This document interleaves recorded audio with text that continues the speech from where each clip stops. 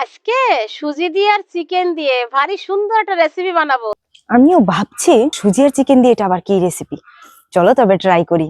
কি স্বাদের সন্দেহ? তবে চলো আমি আগে বানাই, তারপর তোমাদের বলি। তেল দিয়ে কড়া জিরে ফোড়ন দিয়ে দেবো, তারপরে কড়া সুজি দিয়ে ভাজে নিয়ে জল দিয়ে দেবো। আচ্ছা, প্রথমে ডো বানাতে হবে। তেলের মধ্যে জিরে, তার মধ্যে 1 কাপ সুজি, 1.5 কাপ জল আর অল্প একটু লবণ দিয়ে ভালো করে ডোটা বানিয়ে নিলাম। পরে সিদ্ধ আলু, সিদ্ধ চিকেন, কাঁচা লঙ্কা, পেঁয়াজ কুচি, নুন। আরে দাঁড়াও, প্রথমে তো চিকেন আর আলুটাকে ভালো করে সেদ্ধ করে নিতে হবে। তারপর এটাকে ঝুরি করে নিয়েছি আর ঘরে থাকা বেসিক মশলা সবগুলি দিয়ে কিন্তু ভালো করে মেখে নিচ্ছি। এখানে গোলমরিচ গুঁড়ো, চিলি ফ্লেক্সও দিয়েছি।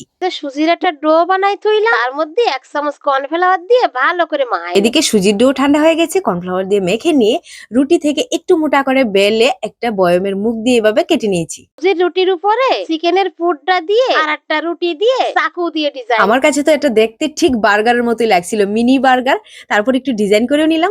পাল্টাইয়ে ভাজে নিলি, হয়ে গেল কি সুন্দর। এইবার শাউট আউটে কয়েকজনের নাম নিয়ে নিচ্ছি। বর্ণালী, প্রিয়া, মানসি, চন্দ্র, তোমাদের অনেক ধন্যবাদ আমাকে উৎসাহ দেওয়ার জন্য, এত সুন্দর কমেন্ট করে। আর এদিকে তো মিনি বার্গারও রেডি হয়ে গেছে। একটু সস দিয়ে ট্রাই করেছি, খেতে তো মোটামুটি ভালোই ছিল। বাচ্চাদের কিন্তু এটা বার্গার হিসেবে বানিয়ে দেওয়াই যেতে পারে, যাকে আমি দেবো 6 আউট অফ 10।